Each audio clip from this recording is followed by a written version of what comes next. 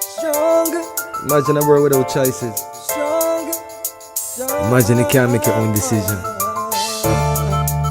That wouldn't be a world for me. That wouldn't be a world for you. You, I see. Tell them we're gonna be stronger. Together we can make it right. Our purpose is a better Jamaica for you and I. Gonna be stronger together. Time we all just unify. Our purpose is a better Jamaica for you and I.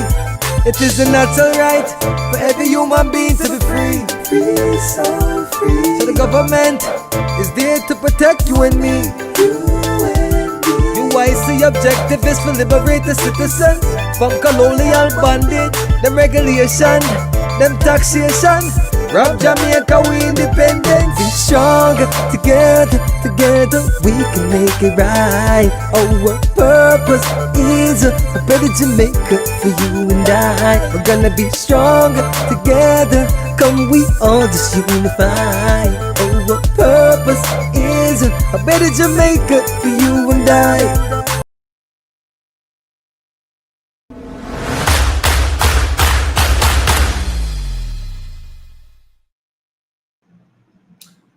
Hello, good evening, and welcome to another edition of UIC Liberty TV. My name is Joseph Patterson, and today we have a very important topic to discuss. Tonight we're going to be talking about foxes guarding the hen house, and we're going to look at the concept of having a fraud, solving a fraud. As you know, the last 3 weeks we have been going through some revelations about issues at one of Jamaica's investment firms. And we have a number of commentators, vloggers, television news, trying to explain to us or trying to share with us in a blow-by-blow description what is happening, who the players are, who did what when, what information was revealed at what time, who is trying to do what, who has confirmation of what, and all manner of shenanigans going on within our government, within the Financial Services Commission, within the BOJ getting involved, and a number of key individuals that dates way back in time to today. So my job today is really for us to step back a bit and take another look at what's really happening with this financial crisis. So good night, Sophia Bell. Good to see you on. Good night, for the truth. Good night, Anthony Williams, Baba Blue, JMH. Good to see you all. I have two very special guests in the studio that's going to be joining me tonight. Two young ladies that you have seen before. They have some very pertinent information they want to share with us, and I think is very important for us to learn from. One of the challenges we face as a people is we don't read a lot sometimes, and we don't study history. So we don't remember what happened before, so we can make connections between the past and the present in order to make good decisions. So tonight I'm hoping to connect some of the dots for us and to have us, kind of appreciate what's going on. Where do we begin? How do we begin? I'm going to start off by doing a little bit of a commentary. And I'll begin this way. History tells us that we should not have trusted the government of Jamaica, particularly the two parties that have governed us for a while. We should not have trusted them with our economy based on history. We should not have trusted them with our banking system, nor should we have trusted them with the FINSAC Commission of Inquiry report. Nevertheless, we did trust them. And today we should similarly conclude that we cannot trust the Bank of Jamaica. Why? Because it's no longer the Bank of Jamaica. It's not owned or operated by the people of Jamaica for the benefit of all Jamaicans. In case you're not aware, the Bank of Jamaica was ceded to private bankers, a part of the Banking International Cartel, and it's now independent of the government of Jamaica, even though they do interact quite a lot in a subservient way, where the government is really a proxy for the Bank of Jamaica instead of the other way around. You can learn more about that on my video on the sellout of the Bank of Jamaica. Now, the Financial Services Commission is but an arm of the government of Jamaica. And like the Financial Investigation Division, it is also probably not to be trusted based on the fact that we have a serious trust issue with the government. And these are really just arms of the government. So they're a reflection of the government. Now, this fact that we cannot trust the government of Jamaica has been confirmed by the government of Jamaica, which has sought the help of the FBI. Yes, it has sought the help of an agency of the United States government to get to the bottom of the SSL multi-billion-dollar fraud.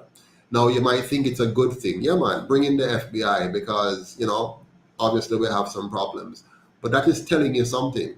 It is saying that the government of Jamaica, which is supposed to be the authoritative figure that we rely on to manage our affairs, to ensure we have a solid justice system, to ensure that we have the capacity to investigate crime and bring criminals to justice, is telling us by admission that it is not able to manage this situation.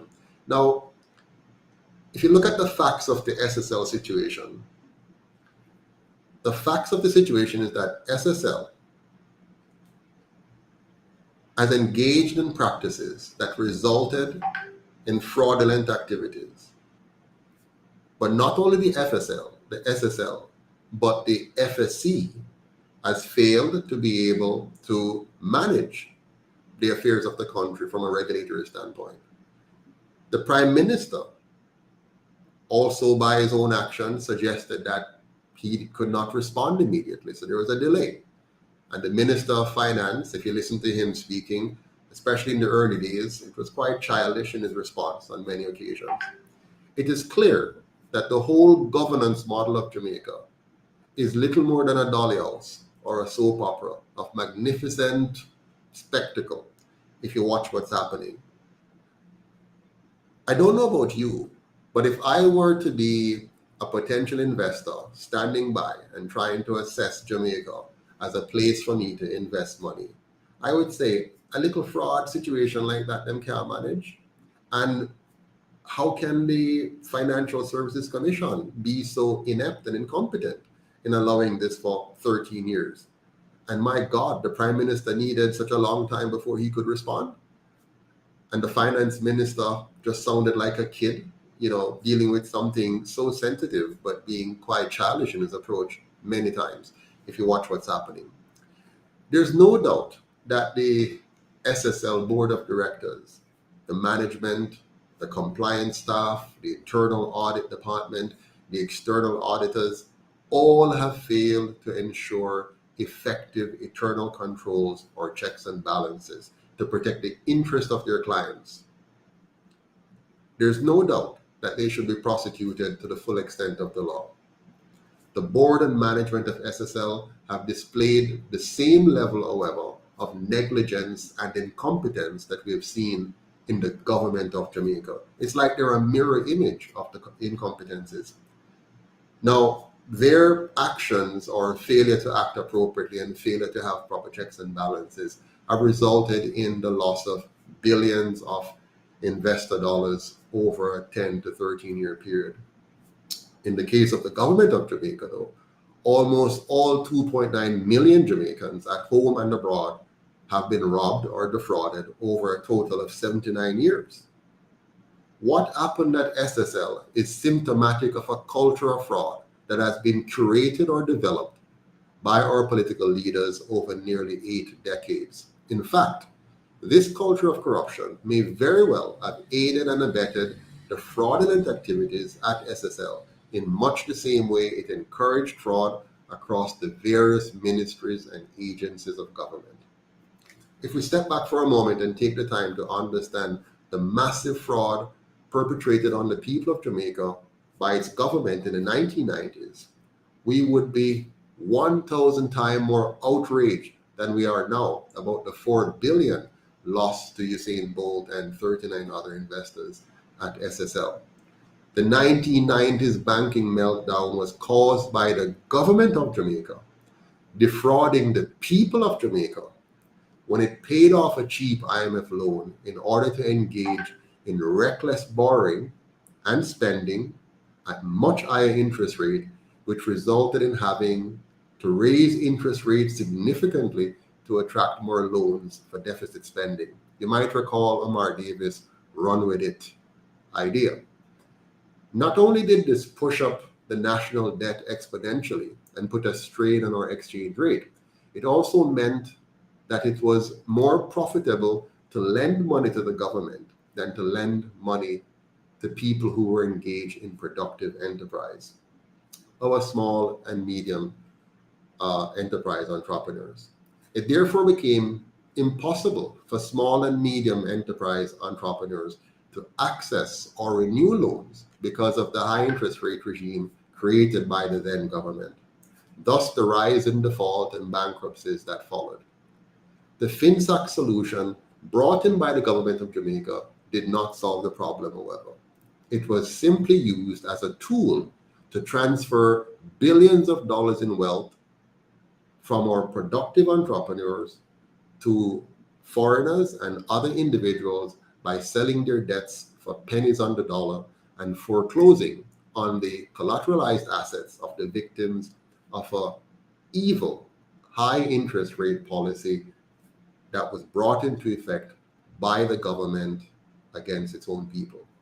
This banking crisis and the FINSAC debacle that ensued was created and perpetrated by the government of Jamaica against the people of Jamaica. It represented 33% of our then economy. Yep. This means that the monies stolen from Usain Bolt and other investors at SSL is small and puny compared to the magnitude of the banking crisis and FINSAC debacle that ensued. Yet, we are not outraged. You don't hear a massive outrage and cry from the Jamaican people. Why? Why are we not equally or more outraged about FINSAC? Because for nearly 3 decades, the two colonial parties have hidden the truth from the people of Jamaica.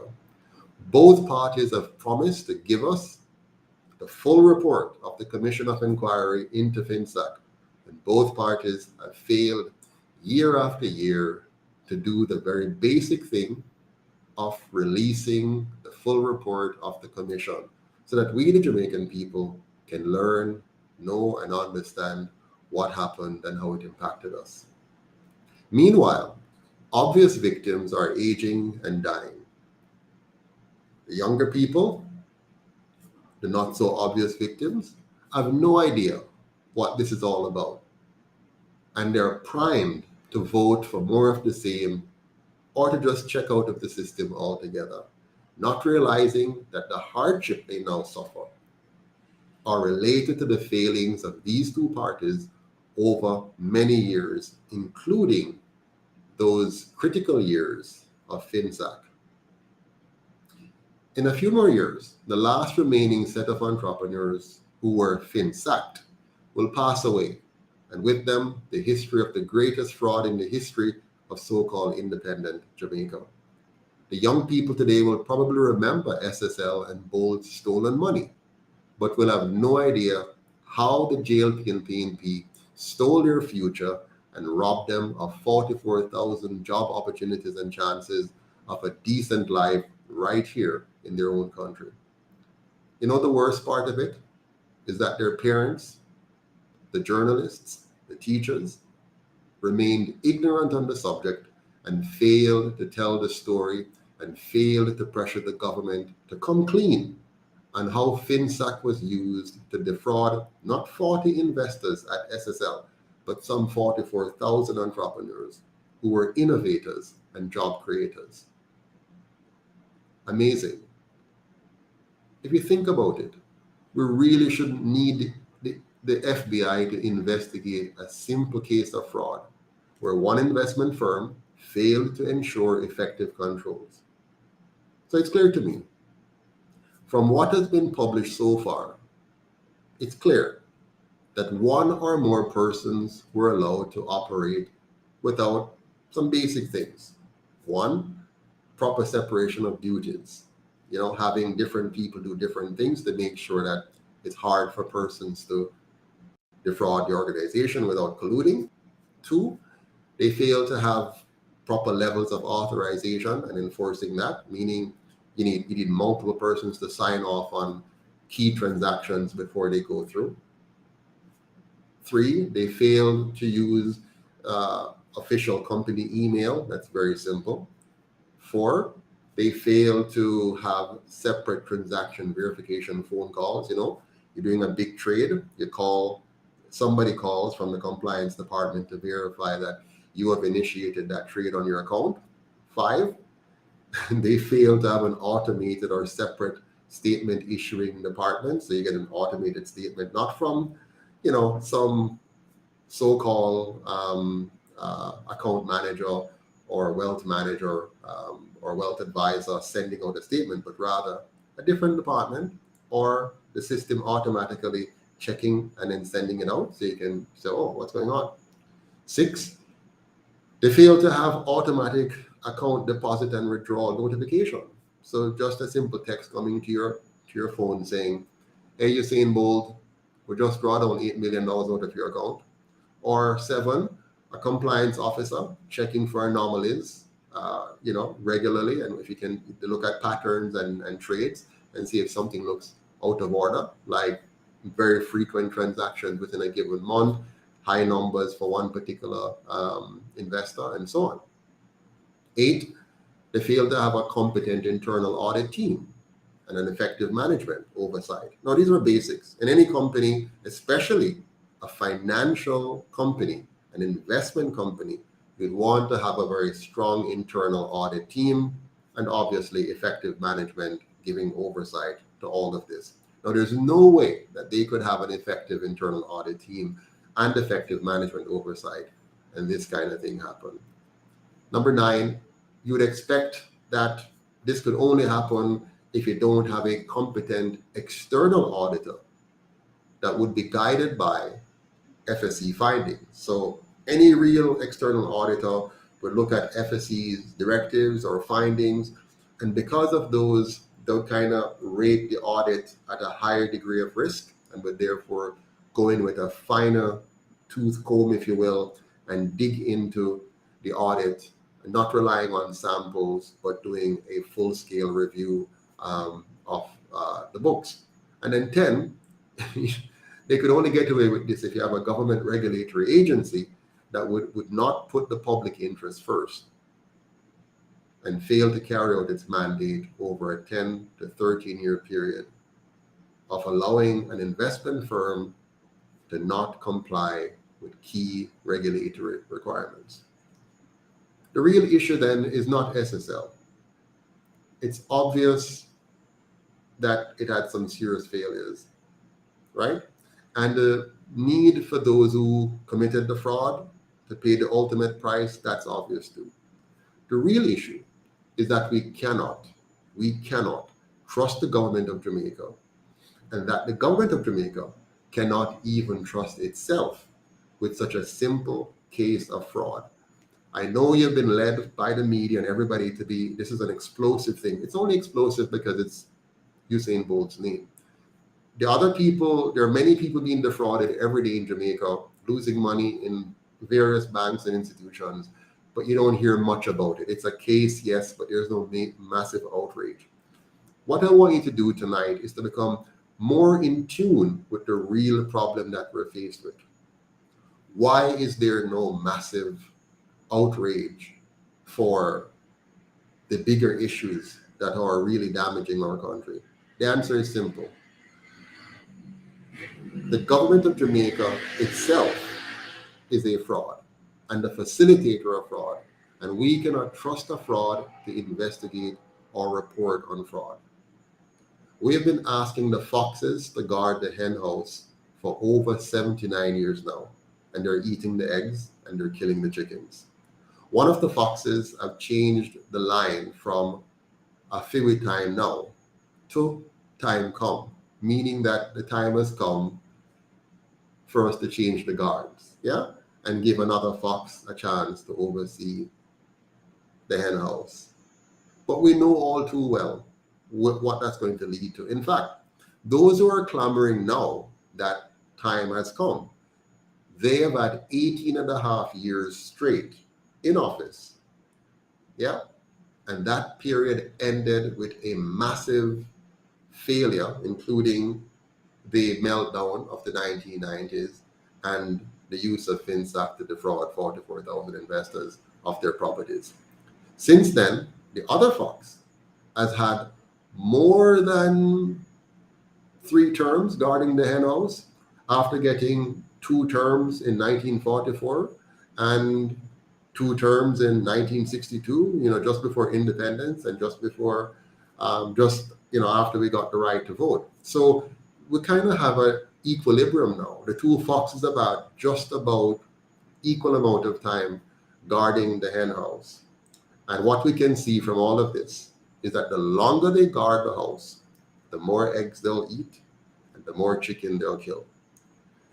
Because they were guarding the hen house, we lost GOS, that's our public transportation system, which was cleaner, safer, and more orderly. We lost our, Air Jamaica airline, after losing multiple millions of dollars due to corruption. We lost our 2 major airports in Kingston and Montego Bay, owned by foreign companies today. We lost our train service. We lost our agricultural sector, banana, coffee, sugar. We lost the safety of our communities with their importation of guns, establishment of gangs, and proliferation of garrisons. We lost our dollar to constant devaluation and bad debts because of deficit spending. We lost our sense of purpose and direction, with their so-called free education, whatever expensive education we've had. We lost our healthcare system, especially in the 1990s when they introduced a bunch of fast food ideas. That's another story, actually. We lost out on having good roads, sidewalks, and street lights and fixed addresses because the money was going elsewhere. We lost our soul. We lost our culture as a people after trusting them with our country for 79 years. They even tried to sell our bodies to the highest bidder just the other day during that so-called pandemic. The government of Jamaica is now so confused and confusing and overbearing to the point where it now issues impractical edicts to pay traffic tickets without a proper system in place for the same. They pass ridiculous laws such as mandating child seat in public passenger vehicles, seriously, while exempting some. Can you see clearly now, my friends? The more we allow them, the more we shall be enslaved by them. I actually believe time come. But for what? Time come for us to tell them that time up. We can no longer afford to continue to have these 2 parties in charge of our lives.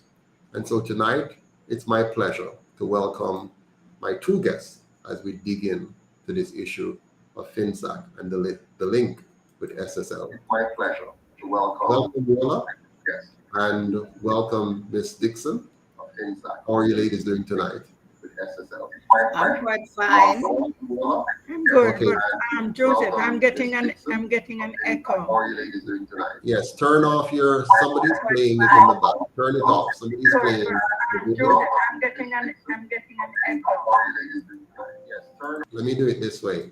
One of you have the program playing in your background somewhere. So turn off the program if you have it playing, and then you won't have any feedback. Let me try Miss Dixon. Miss Dixon, can you hear me? Okay, you're muted, Miss Dixon. So unmute yourself. I'm muted. I can hear you now, loud and clear. Okay. Wonderful. Thank you so much. Could you bring yourself more in the middle so we can see it? Yeah, there we go. A little bit back to the end, the other end slightly. They're perfect. That's it. Now let me bring on Miss Yola. Miss Yola, say something. Now you're muted, Miss Yola. You're muted. Okay. Unmute yourself. I'm hearing you now. Right. So it's your problem, Miss Yola. You have something playing in the background. No, nothing at all. I have nothing playing. I'm hearing you Okay. now. But I'm hearing even when You see, when I take off Miss Yola, there's no feedback. So I know it's on her end. Something is going on there. I'm going to ask Naika to work with you in the background, Miss Yola. Naika, give her some help for me so we can get rid of that background noise. All right. So before, wonderful. So Naika will work with that. So Mrs. Dixon, so nice to have you Yes, on sir. tonight. You So listened nice to being my here as well. you listened to my little diatribe a while ago. Do you have any comment on what you have heard? Anything that stood out for you before we go any further? No, you're right on target, but I, as a historian, I like to start at the beginning. There Mm-hmm. is a genesis for everything that happens. Yeah. So tonight, I would like the whole world to know exactly what caused the Jamaica financial meltdown, the likes of which we have never seen in the history of Jamaica. And it all started with what you're talking about there when we sold off, or the government of the day divested.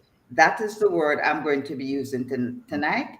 Instead of saying that we sold off all those things, Mr. Patterson, we're going to say that a lot of our national treasures, Mm-hmm. our industries were sold off mainly to foreigners because of dictates that were given to the government to what they call rationalize the economy, Mm-hmm. which really, to my mind, was just setting the stage for what has become known as FINSAC and SSL. But I want to read something that the late Eagle Merchant Group owner, Paul Chen Young, said. And I don't think a lot of persons in Jamaica know this fact, but this is what caused the debacle. Mm-hmm.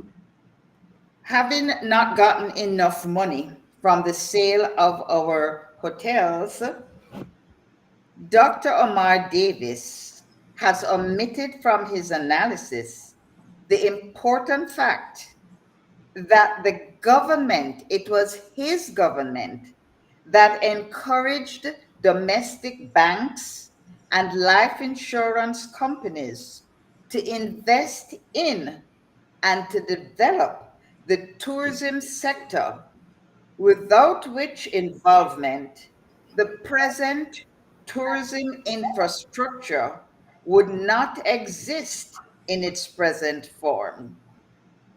There would have been no successful hotel divestment, which really was a failure, until the domestic financial institutions decided to make investments in the industry. Let's Mm-hmm. pause there for a moment. Yes. So Omar Davis invited Don Crawford, who owned Central National Bank, and a slew of indigenous, meaning local banks and insurance companies, to leave their core business of banking and go into the investment of infrastructure to build new hotels or to refurbish hotels. And that was what caused Don Crawford to outbid on a block of foreign exchange by the tune of about $2. And that was an embarrassment to the then government. Mm-hmm. So he is looking for foreign exchange because he is working on the Grand Renaissance. Let me get that name properly. He is working on two grand hotels to fuse them together into one big conference center. Right here it is. Don Crawford received effusive praise publicly from the Minister of Finance, Omar Davis, for his expansion program. He was acclaimed nationally for his bold step in purchasing and linking two large adjoining hotels on Turtle Beach, Ocherius, to develop the single largest convention hotel, the Jamaica Grand Renaissance, with 720 rooms. So stick a pin there, Ms. Dixon. I want to understand something clearly. So I know you're trying to explain a particular set of transactions. So the government has directed people to move from what they're Not just currently any doing. people, Sorry? the banking sector Right, the and banking the sector. insurance sector, Right. So the to government. leave their core functions and go and help develop the now booming tourism industry. Right. So the And government is interfering with the market, right? They're telling the precisely, market how the market should behave. Now, but Miss Dixon, I want to find out something very important. In the 1990s, PJ Patterson told all of Jamaica that he is going to take us out of the IMF. Am I correct? yes, you're correct. And he made a big fanfare about it, a big fuss about it, and said, wonderful, we're going to do this thing. Now, when he took us out of the IMF in the 1990s, that meant we're moving from cheap loans, because the IMF loan was at very low interest rate at the time. So we're moving from Yes, very, but very remember cheap. that IMF, to get their loans, you Yeah, have man. to restructure, They come with and they restrictions. dictate to you. They come with restrictions. They come with That's restrictions. right. So for And example, those restrictions usually hurt the local population just more like it's than the hurting us people now. So who hold are on. going to be. But Yeah. follow me carefully, because there's a catch-22, because the current, and I hope you all can come in. Let you soon. listen. The current, oh, it's still a problem. The current Minister of Finance recently announced a big amount of new debt that he has arranged with the IMF, two sets of debt. One, which is to roll over existing debt, where we get a moratorium of 10 years where we don't pay any principal, we only pay interest, and it's a relatively low interest rate that we're going to have for a 20-year period. And another debt now, which is a kind of a line of credit that we can draw on in case there are certain movements in the global economy, which are adversarial to Jamaica. That's the argument he has posited for us. Now, PJ Patterson back in the 90s said to us, we're going to get rid of the IMF, and we all cheered. And so he gave up the low interest rate loans with restrictions that were on those loans, whatever restrictions there are. And he took on now a different approach. And the approach now is this: he's going to borrow from the private market at interest. Now, when you're borrowing from the private market, it means that you're now open to whatever interest rate variations there are, and how Jamaica's debt is classified, whether it's, A grade or B grade or C grade and so on. Jamaica then found itself in a position where the government, that is, to get money to spend, it has to make lending to the government more attractive than lending elsewhere. So now monies which should have gone into lending to productive sectors were now coming to the government instead. I remember when I was a boy, when I was young, not boy, I mean, I finished college, everybody was buying government paper. Do you remember that? Yes, but I think we're putting the cart before the horse a little bit there, Joseph. And Yeah. I want us to step back and pretend that you are living in rural Jamaica and you really don't understand all of this that is going on. So I want to bring it down to a level that most people should be able to understand. So remember, I said that it was a government that caused the banking sector to be in the tourism sector, to refurbish it and whatever. And that Don Crawford is actually working on two large hotels, fusing them as one. So he is in need of foreign exchange. Yes. He goes to buy foreign exchange, and foreign exchange is at an auction. And in an auction, the prize or whatever it is goes to the person who outbids everybody else. Right. So all the people who want foreign exchange will not get as much because the bulk will go to Don Crawford. This incensed the then PNP government. It embarrassed them because it proved that the rate of exchange was not as the government said it was. It was actually higher. So you are now devaluing the Jamaican dollar in order to get $1 US. You have to find more Jamaican dollar each time to buy one US dollar. So the government was trying to manipulate the exchange rate. That's right. But So at they the wanted- same time that they are chiding or chastising Don Crawford for doing this, they are doing the same thing. And I would like to tell the whole world what happened when the government stepped into what was called the black market. So let me stick a pin. I want to fast forward that. So basically, Ms. Dixon, what you're going to tell us is that the government was engaged in black market foreign exchange buying and selling. So outside of the regular system.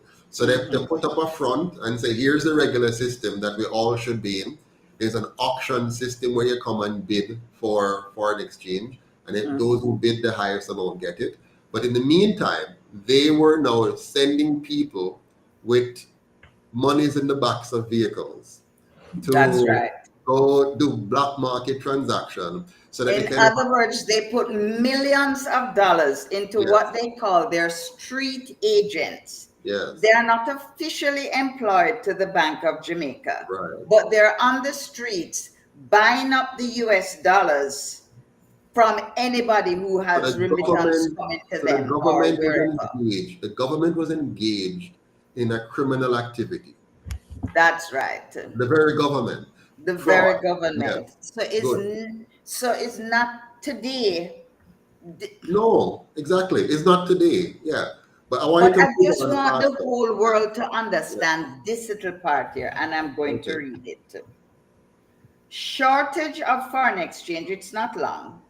To keep up the pace of development of the hotel led Central National to outbid other financial institutions en bloc for foreign exchange. These funds were one of the many instances in which that embassy auctioned the foreign exchange received. But in so doing, CNB, Central National Bank, bid exceeded the unofficially proclaimed official. In other words, it's a lot of manipulation going on here, where out of one side of the mouth, it's an unofficial rate, and then out of the other side of the mouth, it's an official rate. So he beat them in the bidding at the official exchange rate of 22 to 1 US dollar. So Don Crawford, instead of bidding $22, he bid $25.10. Okay. And the end result of that is end result of that is this was embarrassing to the government because it signaled a meaningful depreciation of the rate of exchange. Although it was well known that the BOJ was paying more for foreign currency bought by their street agents. Okay. These agents were authorized non-employees of the BOJ who were financed with millions of dollars of BOJ cash in the trunks of their cars to buy dollars on the street, a project which came to an expected, infamous, and abrupt end with one of the street buyers being robbed of millions of Jamaican dollars. So it's not me, sir. So that's in your book. Is that in your book? Is that in your book here? Yes, it's in my book. That book. Okay. So people can get this book on to learn page more about 210. But I want to move us along now, Miss Dixon, because I want to bring Miss Baker in. I know, but I just want to show them that it was this embarrassment with the sale of the dollars being revealed that the very same finance ministry was covertly dispatching agents and they got robbed. Hear this. With blood rushing to its head, when this action was revealed, an embarrassed PNP government set about withdrawing public funds from the Central National Bank, making it publicly known what they were doing. And in the process, it started or triggered a run on the bank, which was seemingly designed to end the life of Central National Bank. So in summary, what you're saying is the government decided to be vindictive. That's right. And they decided that they're going to destroy Don Crawford and his bank because he dared of this embarrassment. to step out of line. He never stay in line and do what they want. So the government decided to crush him. Now, when they create this run on, what's the name of the bank? What was the bank called? What was it called? This Central National Bank. Central National. When they created a run on Central National by pulling out their money out of the bank and making it not just their money, public funds like NHT. When I say their money, I mean the money the government have control over. Right. So they had control over all, just like how in SSL, there is some government money. There's some government money. Another parallel where public funds are withdrawn from a bank and the public seeing what is happening panics. Right. And in fear, everybody now has a run on the local banks, not the foreign banks. Good. So that's what I wanted to bring up. Local banks. So this action of the government. And it becomes a self-fulfilling prophecy that there is no way these local banks can operate without cash. So when people draw out their monies from the bank, it causes them to become what we call insolvent, meaning they have no cash to lend to people who want money to do their business, whatever.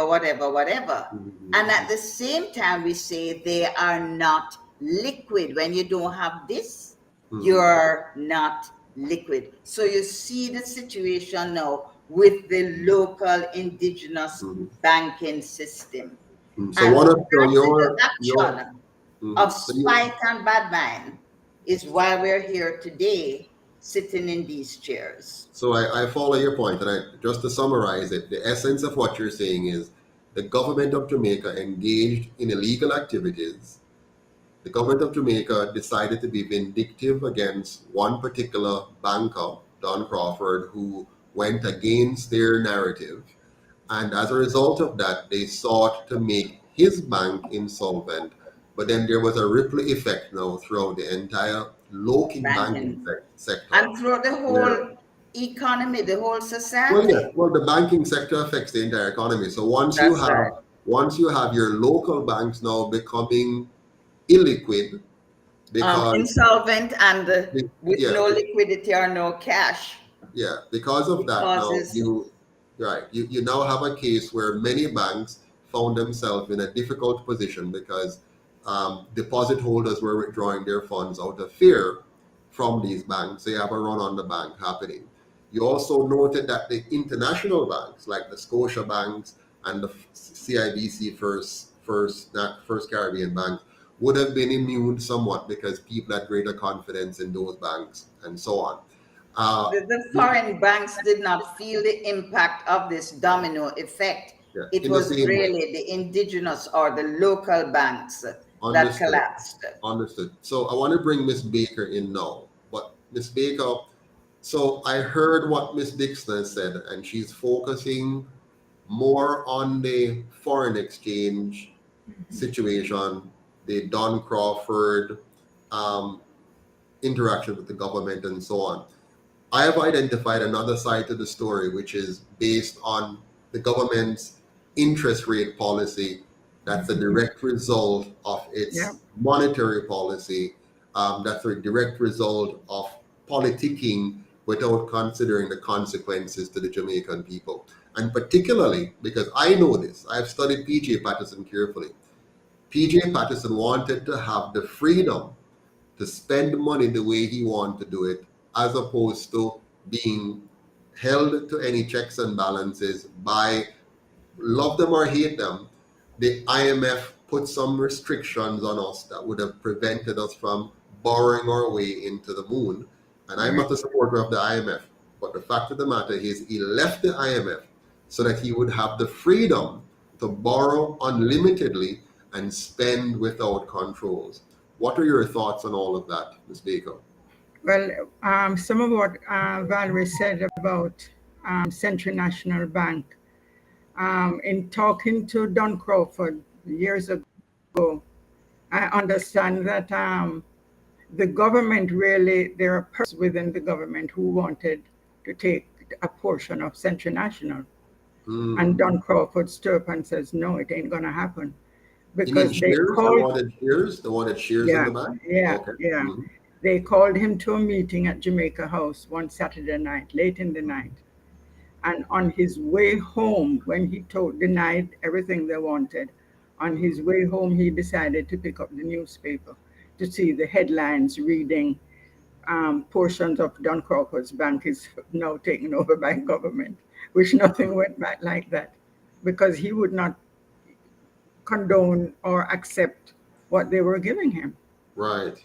And if he could not get funds in Jamaica, he said he had entities overseas who could give him all the funds he wanted. So he didn't want any partnership from any Jamaican.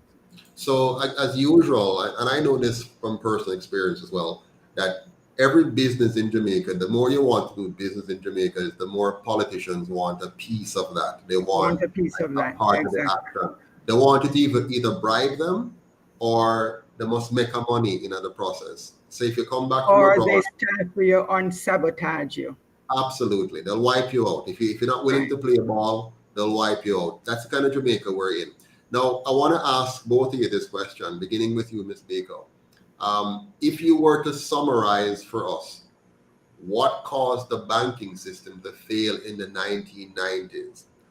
In just one sentence, how would you summarize what caused the failure in the 1990s? Did I say 70s? In the 1990s. 1990s, yeah. What caused the failure? In summary, just one sentence. I'll go with you first, Ms. Baker, and then Ms. Dixon. The decision of the then Minister of Finance to hike interest rates on loans. Interest rates that started out at 18, 20%. In going through my documents to prepare for this, I found persons whose interest rates went up to as much as 173%. There was one lady who borrowed $25,000 to start a business. Eventually, she couldn't start it because of deaths in her family. And she started paying back the loan even though she didn't start the company.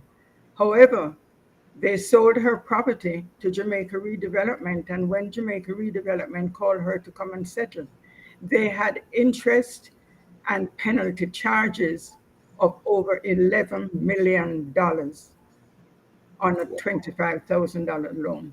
Wow! And this is I've read many of the stories. I've watched a lot of the commission, persons from the commission who have given statements, and I've seen this straight throughout the process. Ms. Dixon, how do you summarize the main cause of the banking system failure in the 1990s? Bad mind and wickedness, plus the fact that when the banks were left with no money due to the run on the bank, the same government invited cash-rich citizens, either with old money or nefarious means of money, to buy government papers to take advantage of the high interest rates, the guaranteed high interest rates. So in other words, Ms. Dixon, and this is a point that I want our viewers to fully understand.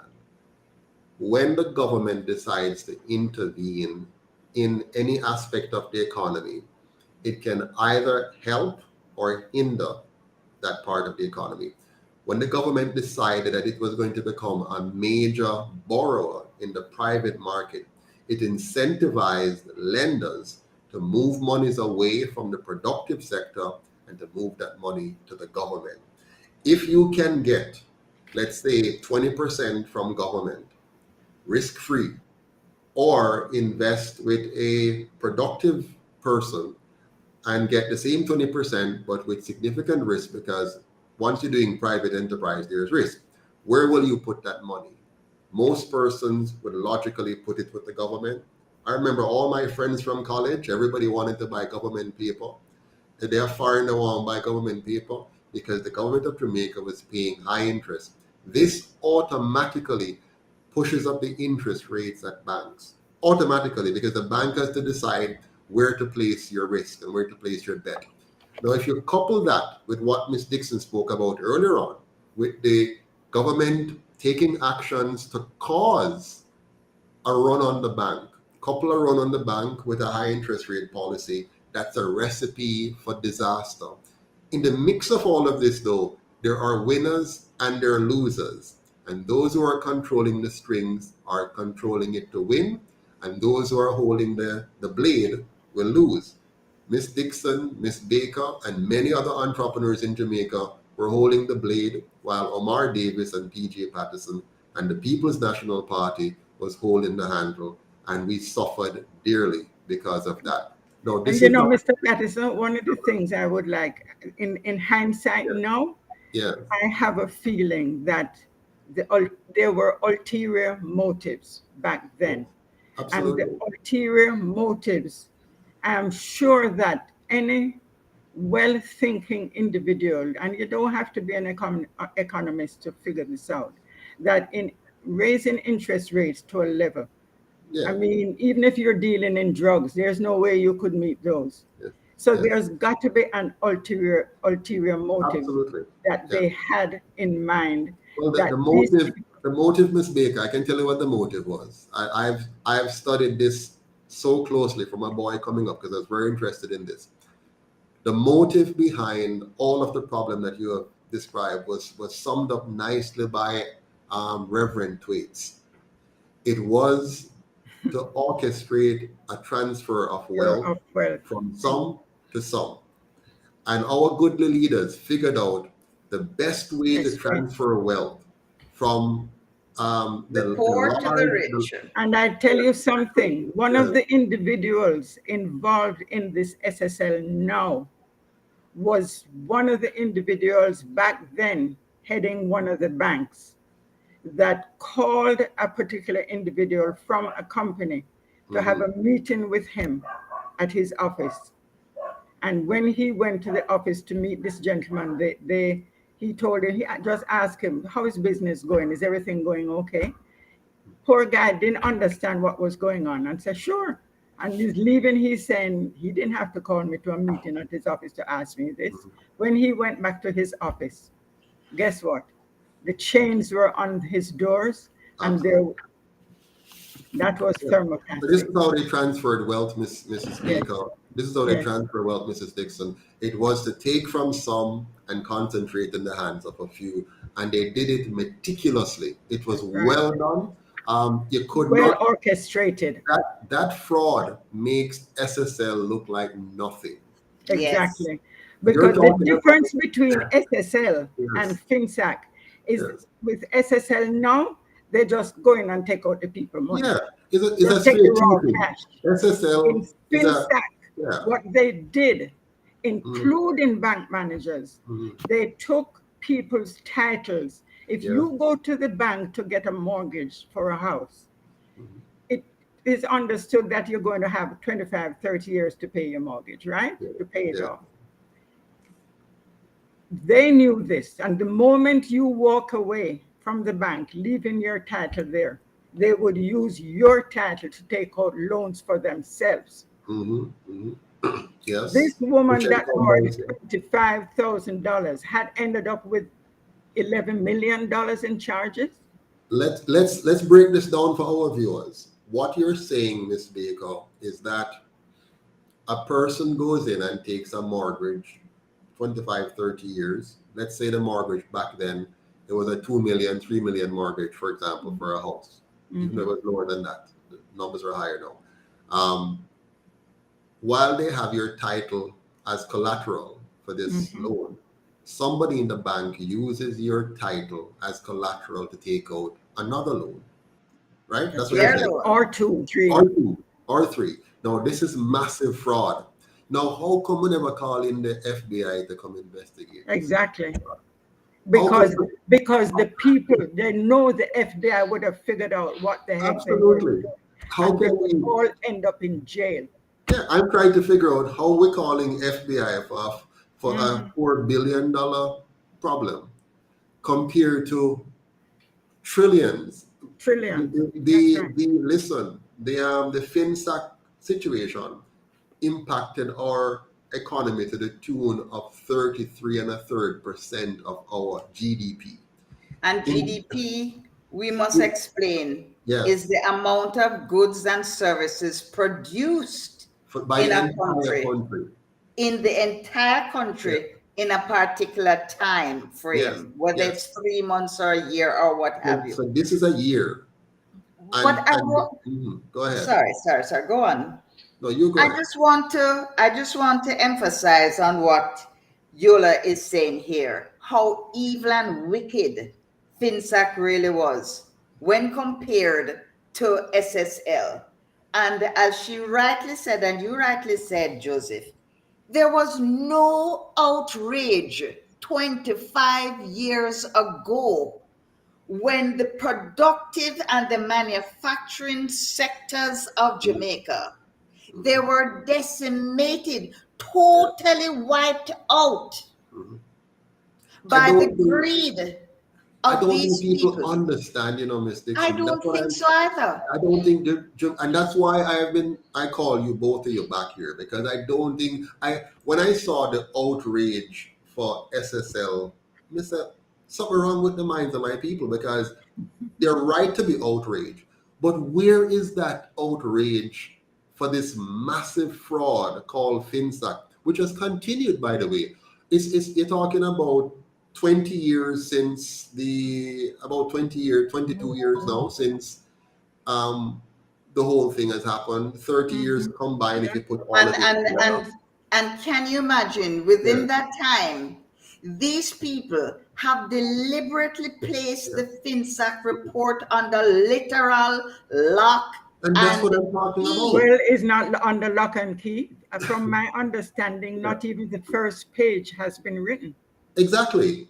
So there is no report. There is no report. They spend over $100 million to pay to get a report. This is taxpayers' money. And the taxpayers sit back pay taxes, and accept this. But because it is Usain Bolt, everybody is jumping and frothing at the mouth. And listen, David, Joseph, can I just read a little part here of what Jamaica was like before the PJ Patterson-led administration and Finance Minister Omar Davis put their greedy hands on the Jamaican economy. And we are suffering today as a result. People do not even understand to connect the dots that the high crime rate we're having is a direct result of 25 years ago. Hear this. In the midst of the most fertile and dynamic world economy in a century, a devastating plague of debt struck Jamaica and no other place on earth. The deadly virus spread through the Jamaican economy like an epidemic. Factories collapsed like bodies before the Black Plague.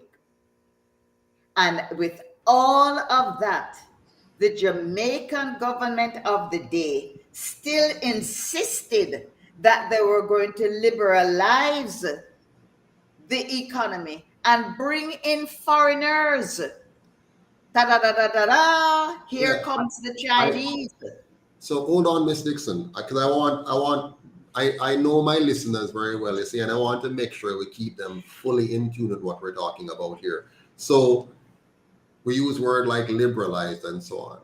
The bottom line is we end up with a government that was now playing with the economy of Jamaica, not enabling and facilitating and empowering our local indigenous entrepreneurs, but No. one that was now playing games.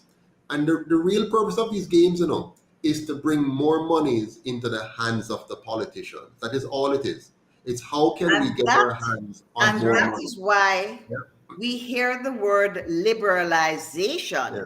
Yeah. Because liberalization means to free up the economy, But take yeah. away all restrictions, and tell But East, West, North, and South that there is a fat cow worth milking, and it's called Jamaica. yeah. But So remember, they come here Mhm. and they want everything for the hotels that were divested to them, mainly foreigners, and they have to have foreign exchange to buy this, buy that. Hold on, Miss Nothing. Dixon. Hold on. I want to keep this simple. You're saying a whole heap of things, and I know your head is full. I know, Your head is but full. it is But so I strong. want to just tighten it up for people. All these big words they throw, liberalization and so on. The bottom line is this: the incentive of the Jamaican politician. That's the incentive. Whether they are being led by America or Russia or USSR as it was in the day, it doesn't matter. The primary incentive for the politician, how much money can I get into my hands for two purposes. Purpose number one, to enrich myself. And purpose number two, to have enough money to win the next election. Those are the two objectives That's of right. a politician in Jamaica. Whether it is Andrew or it is Mark, whether it is Patterson or Siaga, whether it is Bruce or Portia, the fundamental thing is when I leave office, what will be my net worth? And that is why I notice politicians come in and they have one net worth when they come in, and when they come out, it is a very big net worth. So they want as much money in their hands. If that money comes from China, is okay. If it comes from the USA, it's okay. If it comes from ripping off our own people by It's still destroying okay. the sector It's still okay. and destroying the entrepreneurs so we get more money into our hand, that's all that matters to the Jamaican politician. As a matter of fact, globally it's the same thing. But depending on the intellectual level of the citizenry, the game can be played extensively or otherwise. In Jamaica, where the vast majority of us can hardly keep up with this conversation, then they can easily get away with it, because most of it, you start to talk about economics and you start to talk, the gossip, for example, I've been watching the Usain Bolt case, right, and the SSL. People are more engaged in the soap opera side of the situation. Yeah. They're not really learning anything. I can tell you this, the SSL saga is very, very simple. At its core, you're talking about fraud committed by persons in an organization that lacked proper internal controls. End of story. Yeah. You now go in and you report the case, and an investigator goes in. They investigate. People go to court and people go to prison. End of story. Why is it so big? Why is it so massive? I want to tell you this before we lose some time on the program, Mrs. Dixon and Mrs. Gray Baker. I want to tell you this. This case of SSL is going to be used and has already been used to change Jamaica's financial laws so that all of our financial system will come under the Bank of Jamaica. And why do they want it all under the Bank of Jamaica? Because during COVID, this government, with the full support of the PNP, passed laws that makes the Bank of Jamaica independent of the government of Jamaica and owned by international banking cartels. So the same thing that hit us through the back door with FINSAC, when they were able to transfer wealth to local and overseas parties through the whole crisis. Right now, they're going to use SSL to tighten the regulations in such a way that they squeeze out more Jamaicans out of the financial sector, concentrated in the hands of a few, controlled by the Bank of Jamaica, which is controlled by national cartels, not the Jamaican. That is true, but we need to pin it down even more than that. Mm-hmm. According to Mr. Bonnick, the late Mr. Bonnick, during the late 1980s and early 1990s, there were significant structural changes in the financial sector, and I'd like us to talk about that for a moment. Most noteworthy was the rise in importance of groups comprising several types of financial institutions. And these included that every bank now has a commercial bank, a merchant bank, a building society, life and general insurance, and here it comes, investment companies or investment trusts. Mm-hmm. This form of business that you say come under the umbrella of being a group, Eagle Merchant group of companies, was designed to take advantage of opportunities, just as you're saying, Joseph, for minimizing the impact of regulations, supervision, and taxation upon the group. So the less regulatory processes there are, and the less supervision there are, and the less taxation, the more attractive the SSLs become. Mm-hmm.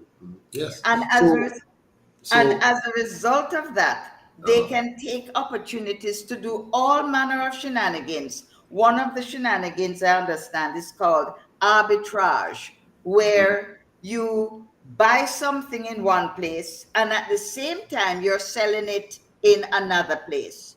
At So a different you buy price, for 10 and you can sell for 100, and the difference between the two things belongs to somebody's pocket. Absolutely. Now, whenever it is fraudulently done, you have a problem. Sometimes you have, non-fraudulent arbitrage. For example, when Yola goes up to Miami and buy a barrel full of clothes, and she get it at a significant discount because she find the right place, and she come back to Jamaica and just sell it at market price down here, and she make a arbitrage profit. That's okay because she did nothing illegal. Mm-hmm. But when you have government manipulating regulations and regulators to achieve or not putting those things in place, then you have issues. That is where it becomes a problem. I want to run through some questions I have here now, and ladies, let's keep it short now. Okay. But the important thing is that we have to lay the foundation, so that people realize that just a small thing leads to all of this. We're going to come back. This is part 2, and we're going to have a part 3. But follow me on this. How did FINSAC impact those directly affected by the banking crisis in the 1990s? I want you to give me some quick examples of how it impacted some people directly, and then we're going to look at how it impacted us indirectly. Well, if I may come in here, because this is where our company was directly affected. Mm-hmm. If you have a business plan that you know you're going to service a loan you will borrow at 20%, you set your business plan in a manner that you can service your loan comfortably. Mm-hmm. All your expenses can be taken care of, and you're comfortable. Mm-hmm. What is the problem is when you wake up one morning and the interest rate jumps from 20% to as high as 68%. Mm-hmm. All right, so to summarize, Ms. Dixon, during the FINSAC era, persons went to bed with one interest rate that they could manage, and wake up the next morning to an interest rate that is impossible to manage. It's And impossible. then you have a minister of finance who goes to the gullible public, because we have to admit facts. Yes. We don't read. Yes. We don't understand most things. And anything that politicians tell us, we swallow it. Yes. So when you have an Omar Davis coming to the public and telling the people that we borrowed money and didn't care to service our loans, and that is the reason why 44,000 Jamaican entrepreneurs failed, and people believe that and don't ask themselves, how is it that companies that are 100 years old suddenly overnight don't know how to run businesses, and as a result are discarded as bad debtors? In summary, Mrs. Dixon, what you're saying is the government tell a lie on the small and medium enterprise businesses. And the lie was this, it's not we that caused them to fail, it's them couldn't manage. And the real reason is that there's no way that anybody, now let's make it real for people. Let's say you took out a mortgage. You know, every 5 years you have to renew your mortgage. Even though it's a 25-year loan, every 5 year they renew roughly, right? And so you have a mortgage at, let's say, 5%. And the 5-year run off, and you're about now to renew your mortgage. And when you go in and say, the new mortgage rate is going to be 30%. Impossible. There's hardly a human being that is average and basic and like everybody else that can jump from a 5% mortgage rate on their home to now paying a mortgage rate of 30%, because the monthly payment will be much bigger than your earnings. So you can't possibly keep it up. It's the same way when a small business owner takes out a loan that is reasonable and know that he can carry this loan based on the business turnover and profitability. And then tomorrow he gets a new interest rate that no matter how big, if his business was to quadruple, him couldn't service the loan then. And that is what and not just that, Mr. Patterson, the fact that those business persons and the banks that they were dealing with, the bank don't call you and say, okay, you know, there's an issue here, come in and let us talk. We're not allowed. I have a copy of a letter here. This is written on Myers, Fletcher, and Gordon letterhead. It is written to Mr. Errol Campbell, who was the manager at FINSAC. And it says, Dear Sir, we represent Jamaica Redevelopment Foundation and have been asked to respond on its behalf to yours of November 3, 2008.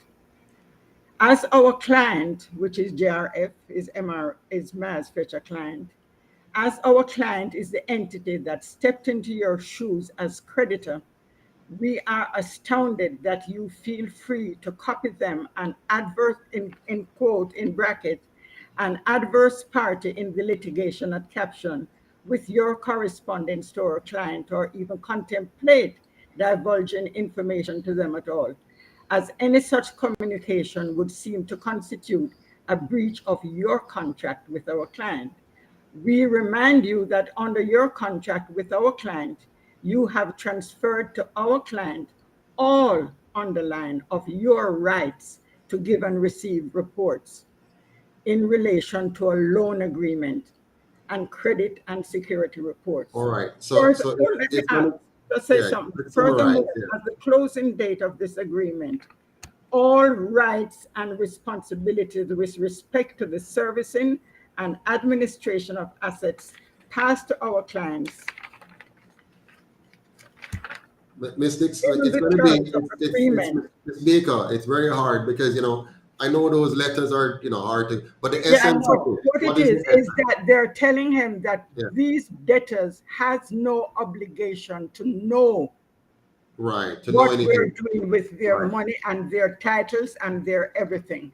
Mrs. Baker, can you please tell the whole world where the Jamaica Redevelopment Foundation is registered? It is registered in the state. It is registered in Jamaica, but it was Yes. first registered in the state of Texas. It's a Okay. collection agency. Right. It's a So what is the collection significance? agency. What is the hold on? What is the significance of that? Like, tell us what does that mean to us? That it Okay, is well, Jamaica Redevelopment Foundation is not a bank. right. Yet the But Minister what of is- Finance, Dr. Davis, changed the Jamaican Money Lending Act Mhm. to facilitate Jamaica Redevelopment Foundation charging penalties and interest on loans. So in other In words, other words, when the titles were given to Jamaica Redevelopment Foundation, they did not give them the accounting that was given to them. Was not that Mr. Patterson borrowed $30 million.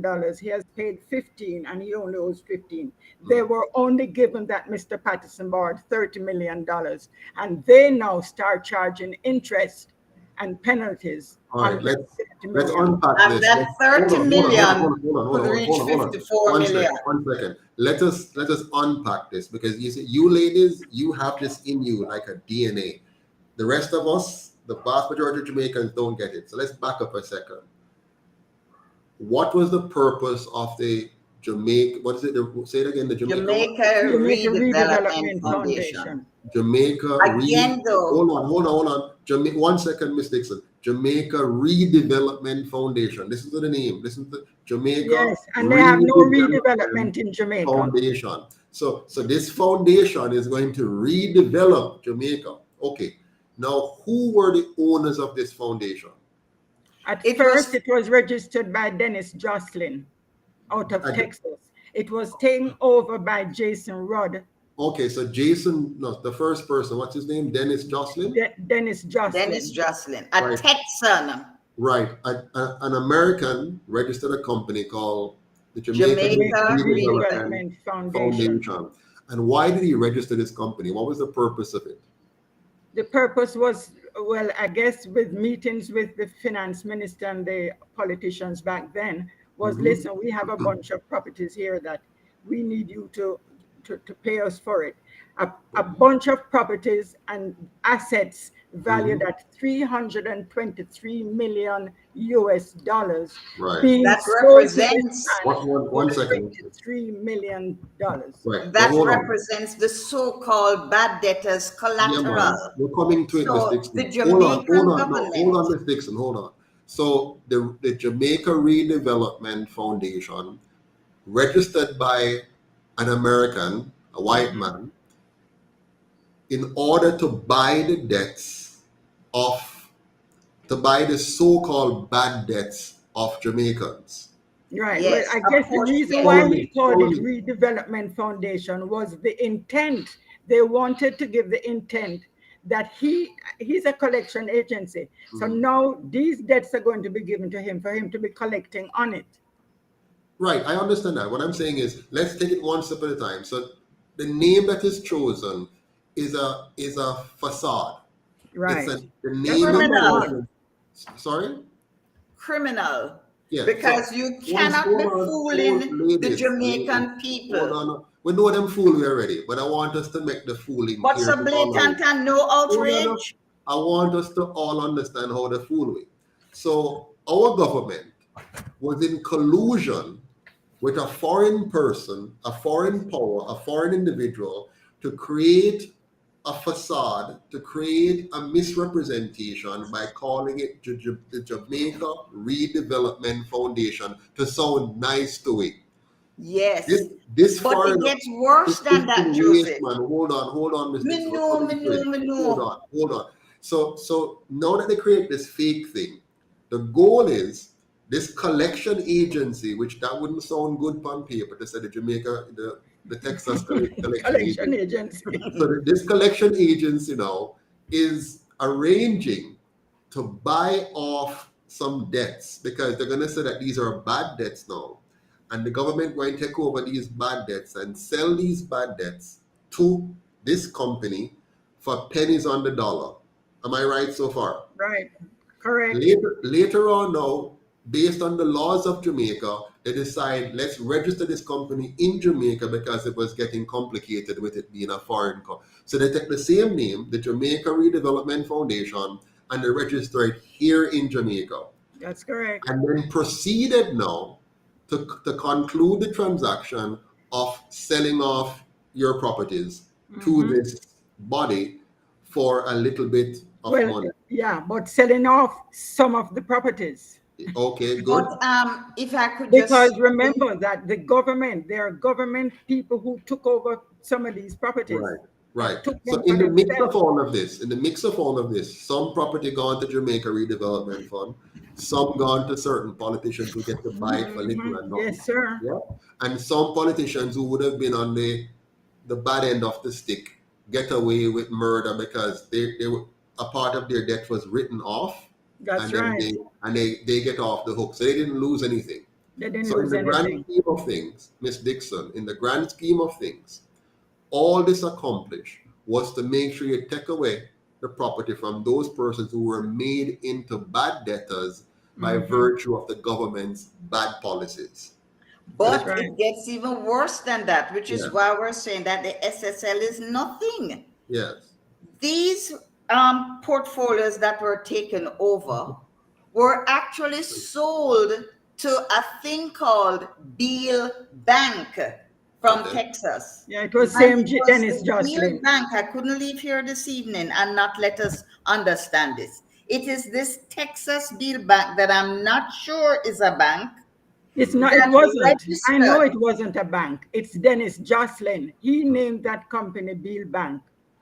Yeah. I But guess in to any give the event, but Jamaicans ladies, the impression in that any it's a event, bank. whether it's a bank or a collection agency or anything in between, it was a mafia scheme designed to create the pretense of solving the Jamaica banking crisis Financial problem. meltdown problem, Yeah, FINSAC. it was to create a facade. It was a sham that resulted only in people losing their properties. Hardworking people's property were confiscated, right? The collateral that they used to borrow money was confiscated and then sold for less than their true value in order to enrich some people who will then go and resell them later on or use them for other developments and make themselves wealthy at the expense of the 44,000 persons who were Plus the destroyed by the complex, scheme. yes. Right? That's the bottom Yes. line. That's the Go ahead, bottom Ms. line. Dixon. And the bottom line to all of this is that this goes back to 18th century Jamaica when laws were made to ensure that the free black man had no natural or civil rights. Yes. Mhm. And that is why the laws were, I hope it's not gone too far now. We The know the law. laws We can between summarize it. Yes. stripped black, free emancipated black people. They were stripped of property. They were not allowed to own property because, as a throwback from slavery, property cannot own property. And I believe that that law is probably still on the books, because if you defied as a black person that law, you were stripped of the property, such as a top hat, a horse, a mule, a gelding, land, monies. Am I touching something there? Monies, and the animals were pounded and sold, and the proceeds were shared among those within the special class. Again, Ms. Dixon, Or that's in your book there, right? sometimes, yes, or Okay. sometimes the proceeds would go to poor whites and brown people. Does anything there harken back to what has happened in this day, whatever date, 4th of February, 2023? That your property is confiscated because you are perceived as being property, and property cannot own property. So if you have monies, horse, land, whatever, how is that still reminiscent of today? So How many basically, years nobody, after? they And don't want us, we mustn't go past a certain level, eh? We mustn't go that's past right, a certain level. because we are too black Yeah. to Yeah, succeed. we mustn't go past a certain level. No, we must be- can't pass with, Right. how would say, And can't so pass in this. here is Mr. Bolt, for example, a Yeah, national let's come now icon. down to nitty And gritty. yes, man, Let's go ahead. talk about Talk what about happened that. to him. Talk about that. Yeah. Go ahead. Share your thoughts on that. Well, the truth of the matter is, if a black man cannot own a top hat, Mm-hmm. a horse, a gelding, or whatever, back then, Mm-hmm. then don't you see it is possible for you to have brown people mainly who are of the ruling class, who make the laws, who could simply say, take that. Mm-hmm. Or if you're a house slave, you get certain special privileges. So, for example, you might be black, and you're allowed certain level. So the majority of blacks can't pass a certain point, Yeah. and you have a few blacks now who occupy a special place in the house. Them get a little bit higher up. so them get to. It reminds me of the saying, have you ever heard it? Man to Yes. man is unjust. Black man Oh, to black yes. man 10 times worse. Mhm.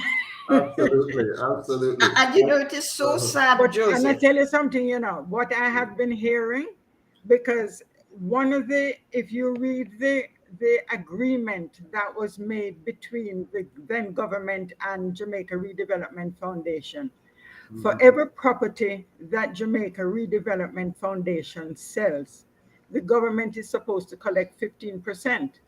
Call it what it is, get a kickback. Yes. And remember, But I understand that none of that 15% is being paid. So they got $323 million worth of property, paid $23 million for that. And the 15%, them just ride home in the sunset. Yeah. Boy, I'm telling you. That's how our government do for your people. That's what they Yes. do for the people. And I to know. think PNP, that same these are shirt, black different people. color. Yes. Now, To Miss think Dixon, that why? these governments say that they are for the black people and they have the best slogans, better must come, Yes. black man time Black man now. time now.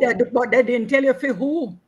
Yeah, which black man? Yeah, which black man? So, but what we know now, most of what we spoke about a while ago was around the PNP government, in the 1990s. Now, persons might get the impression that we're talking about the PNP and we're not talking about the GLP. But since the GLP came to office, how many times now they promised us the FINSAC report?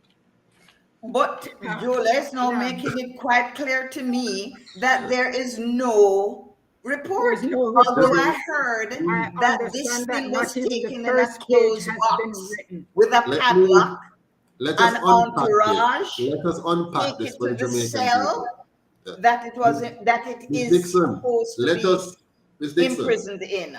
let us back up and unpack this for the Jamaican people, right? Let's back up.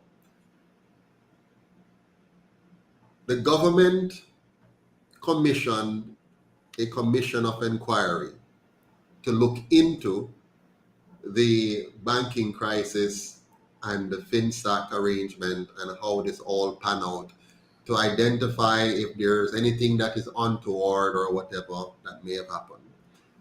The taxpaying public was charged over $100 million for this commission to do its work. Could you remind me, Ms. Baker, when the commission started? Do you remember? The FINSAC inquiry started, I think it was in 2008. 2008. And went on 2011. Until 11. And that is the inquiry itself. Right. So 2007, Bruce Golden was elected. Right. All right. PNP time done now. Bruce Golden was elected in 2007. Commission start in 2008. the PNP came back to power in did I get it right? 2000 and did I have it right? Yes, no, yes. hold on. 2007, the inquiry began. And Yeah, 2011, the JLP was in power 2011, then. 2011, the JLP lost. So the report was supposed to come out in 2011, right? Right. No, the inquiry concluded. The inquiry went on for 2.5 years. Right. The inquiry concluded November 2011. So watch me now. So the PNP demitted office in 2007, having 18 and a half years in office, over which they presided over the largest transfer of wealth from the poor and the middle class to the rich, right. to a few rich people. The JLP came in, the commission of inquiry began, as was announced. It ended in 2011, and then the report should come. The JLP lost the 2011 election, right? And the PNP resumed office for the one term of Portia Simpson Miller. Right. Where we were promised that we would get the report. It never happened. And the JLP returned to power in 2016. Based on the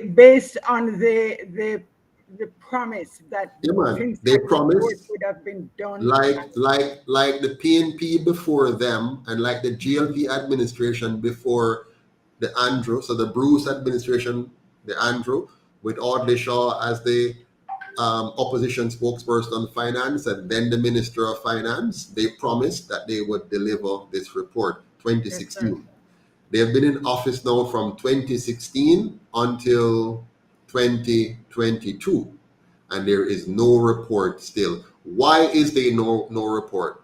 Why do you think both sides have a vested interest in keeping this report from A, being written, and B, being published?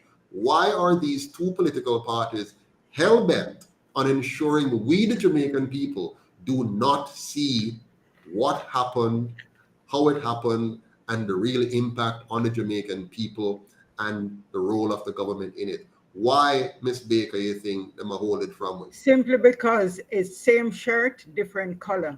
Same shirt, different color. Different color, that's all. And same I have shirt, an article here.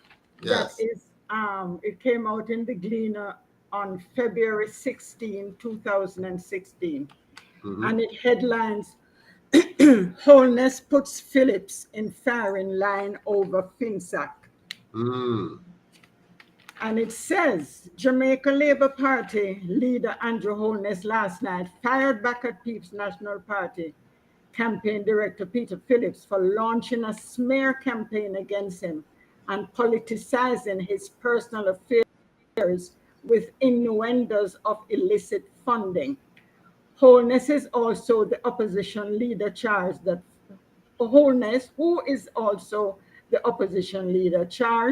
that Phillips and other members of the Simpson-Miller cabinet had questions of their own to answer about their acquisition of assets. He said Phillips, who is Jamaica's finance minister, should declare how he was able to afford his present residence while earning a similar salary to the opposition leaders, which, according to Holness, is valued at multiple times your salary, in quotes. Holness also took a swipe at Phillips and other members of the cabinet who in the mid to late 1990s presided over the collapse of Jamaica financial sector and established FINSAC as a mechanism for managing debts and assets.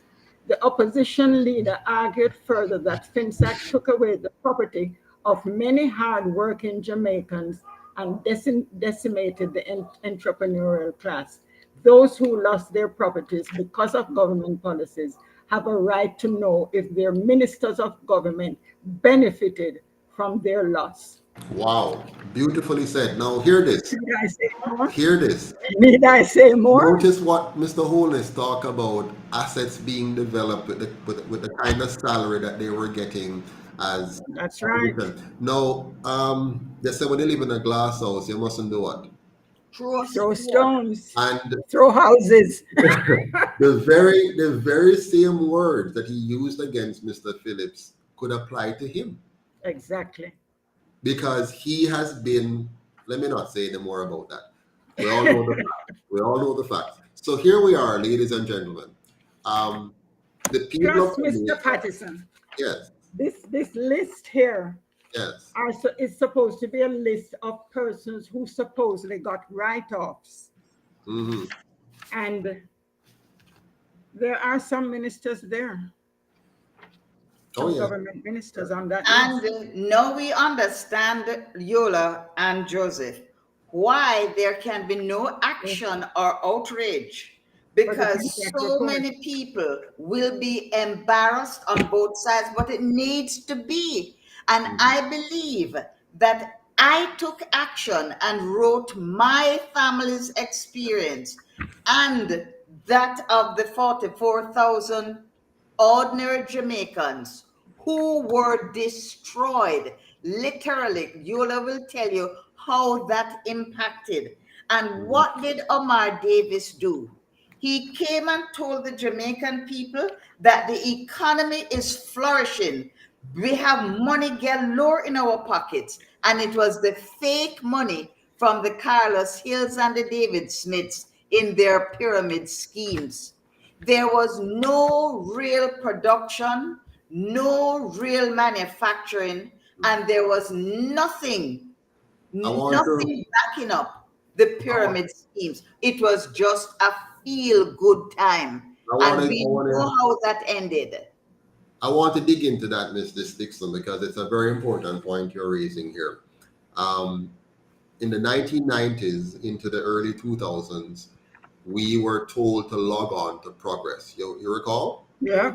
Yeah. And we suggested that Jamaica was progressing. We had cell phones, and the Prime Minister, I remember in one of his campaign ads said, a man now have 2 cell phones.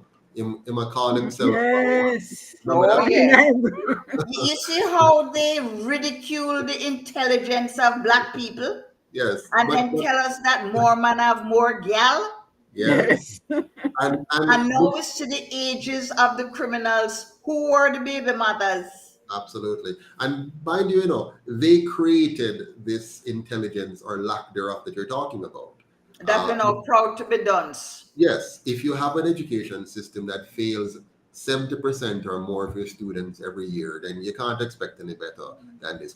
You have lived a long time, well, relatively, and you would have seen how education in Jamaica has depreciated. Wow.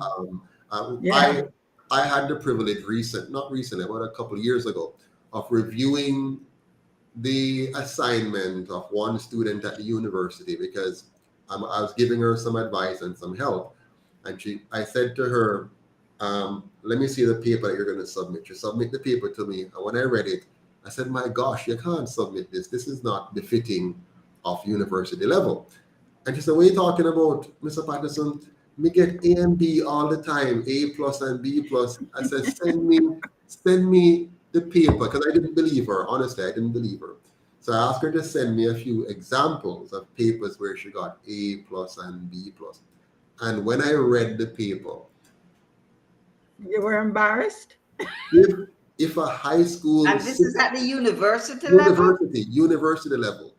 If a sixth form, if a grade 11 student had submitted that to me, it would be a failing paper from a grade 11 student. And that was from a university student. And she did get A. She did get A and B. I saw them. It was marked, and she got A. Plagiarism all over the thing, number one.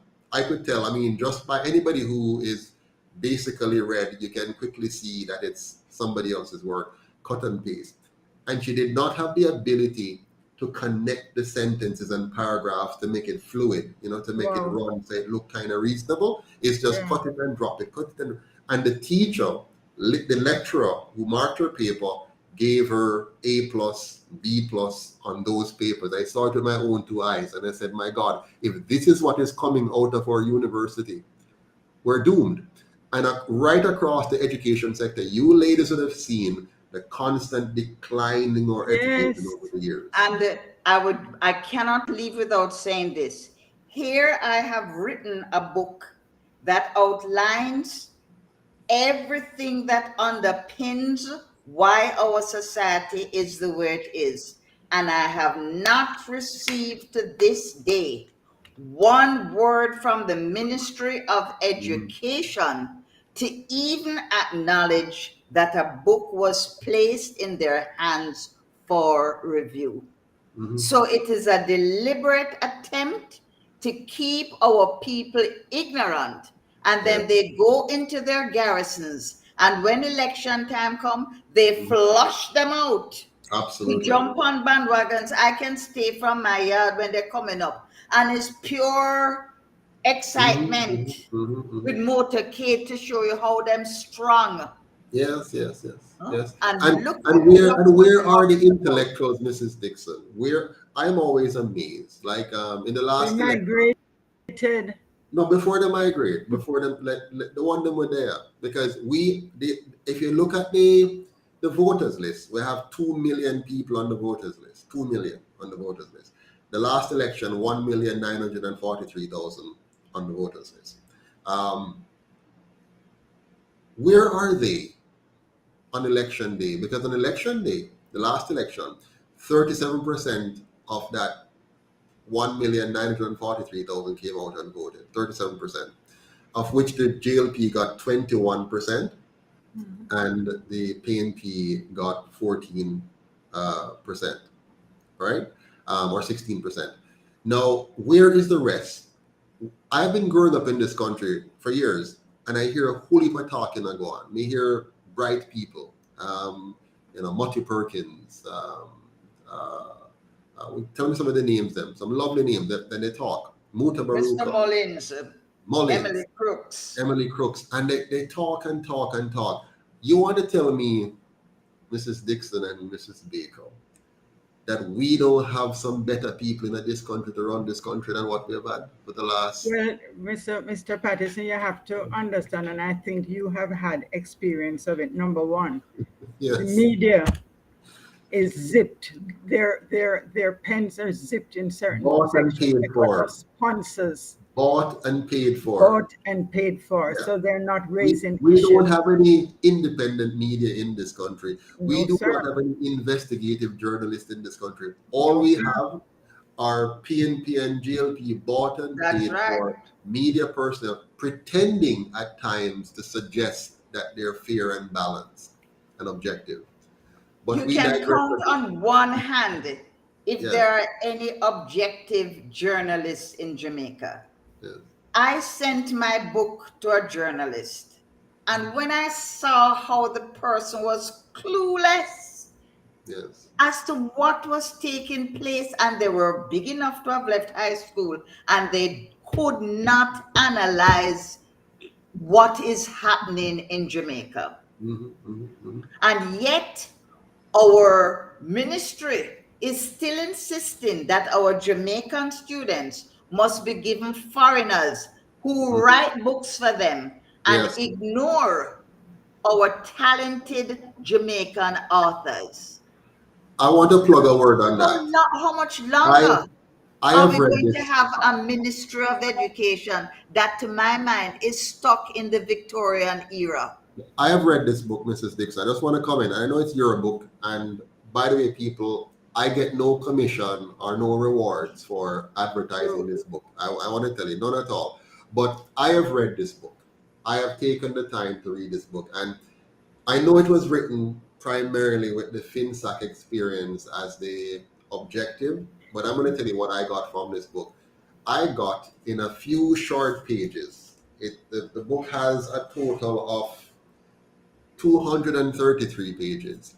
And in 233 pages, Mrs. Dixon summarized the history of Jamaica in a way that I have found no other author to have done. It gives you a really good appreciation for the path that we have taken as a country and how we get to the mess that we're in right now. She didn't write this from a political standpoint. You know, I'm the UIC and I stand for what the UIC stand for and so on. She wrote this as an honest Jamaican, trying to make sense of what has happened to her, her family, and thousands of us here in Jamaica. In fact, the entire 3 million of us. If you want a quick crash course on Jamaican history and how those we have trusted for the last 79 years have failed us, this is a great place to start. I highly recommend it. Too Black to Succeed, the FINSAC Experience by Ms. Valerie Dixon. Get your copy today. You will not regret it. I have enjoyed reading every ounce of it, and not just enjoyed. It has connected some dots for me, reminded me of some things I wasn't aware of, and some that I was aware of, but not quite clear on. She really documented it very well. It's a very easy read, and every child in Jamaica should read this book. But I have to say that I wish I could tell viewers when the time where to get this book. Would you believe me if I tell you that I had a contract with a bookstore, and they sold some of the books out of the consignment, and then we got a call saying to come and take the balance of books off of their shelves, and they won't be renewing the contract. What does that tell you? Yep. That the average Jamaican must remain dunce and ignorant and jump up on bandwagon every 5 years to get a rum, curry goat, and maybe a 5,000. You know what I think? Good God I think Almighty, also, this is Mr. what Patterson, Black that people, the neo-colonials, think of their citizens. Jamaicans have literally given up I think so too. on even an effort, even to make an effort, because they're tired. They're Yeah. sick I think and they are tired. punch And drunk. they're tired of being sick and tired. Yeah. I think that's where I we're think the Jamaican people to be honest with you, are very, very confused right now. You have three sets of people left in Jamaica. You have those who are still unbelievably die-hearted tribalists who are on one or the other bandwagon. A very small number. They account for about 30% or so of the Jamaican population. Then you have those who have just completely given up on Jamaica and can't wait for an opportunity to leave. If the moment they could get a visa for leave, that's it. That's it. They account for roughly another 60% of the nation. And then you have that 10% that has decided to just live with it, no matter what. And what UIC needs to do, as one of your suggestions, is number one, to teach economics in schools. It must. Absolutely. When we're the government, money, as a matter of fact, I'm going to close off now and share the summary, which includes what you're saying. So let me thank both of you ladies again for being on with us tonight. It was very experiential. It was very informative. I'm sure more and more Jamaicans have a better appreciation for what happened between 1990 and 2000 and how the government... And still happening today.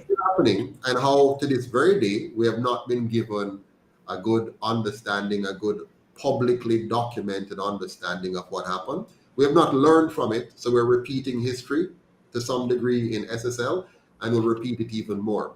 But don't forget, all of you watching, don't forget that the real game changer here is that there's a hidden force which wants to control Jamaica's entire financial market,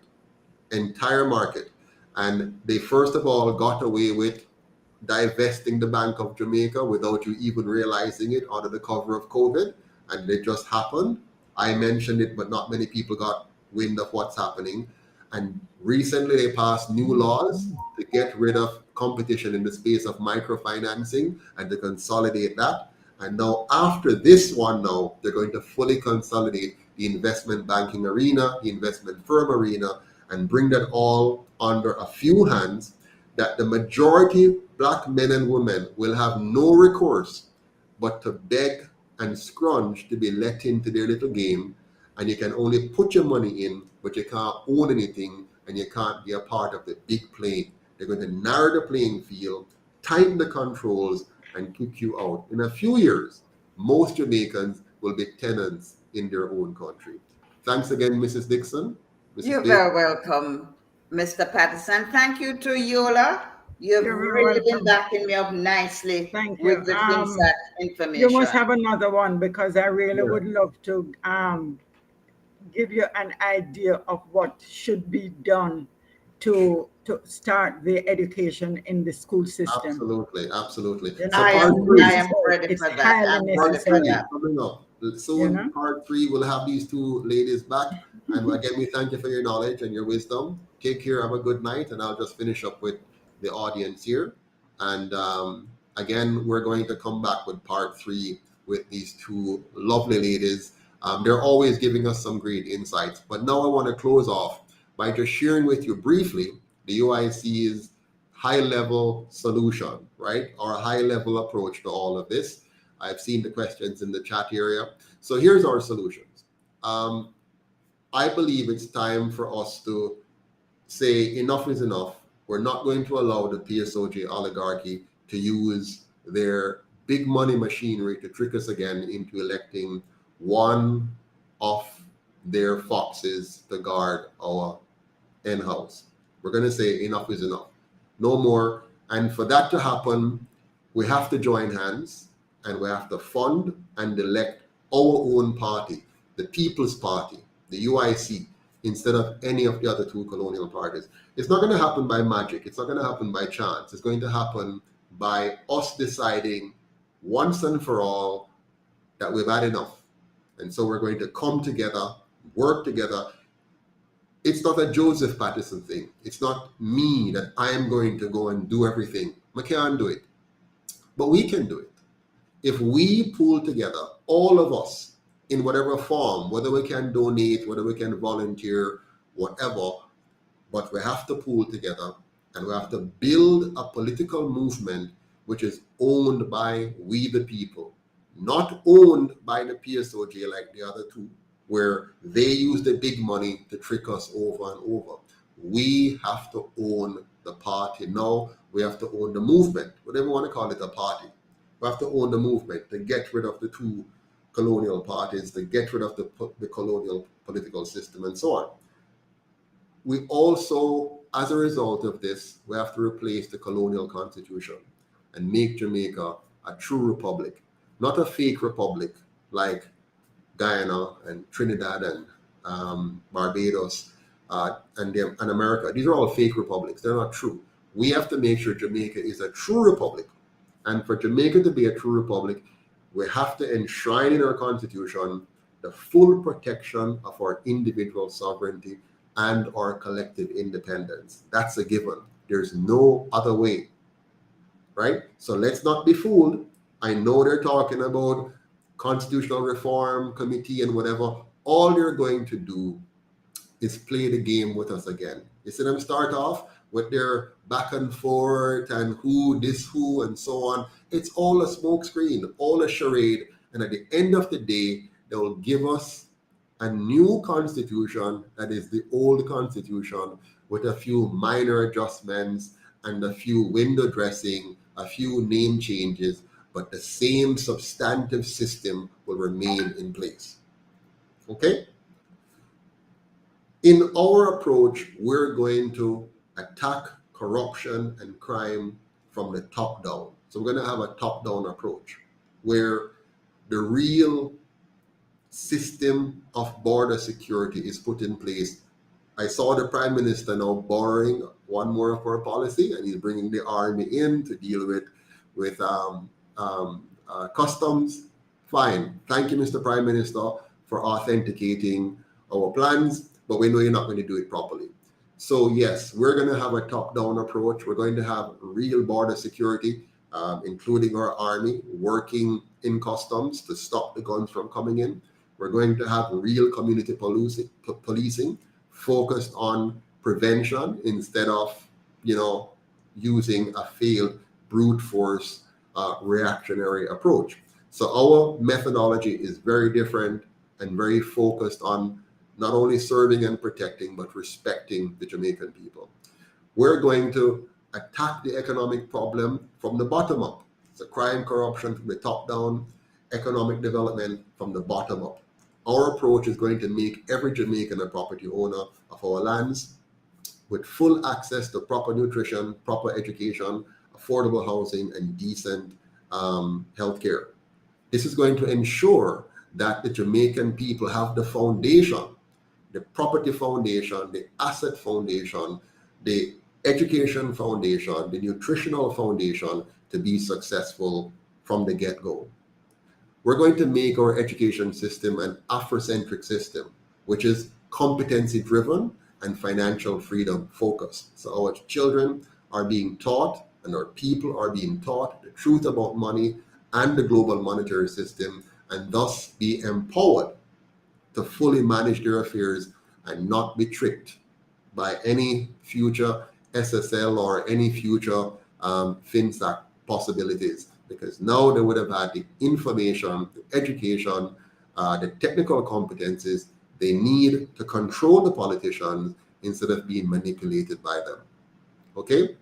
We're going to make organic farming, modern organic farming, real community tourism, water harvesting, and renewable energy our competitive advantage as a country.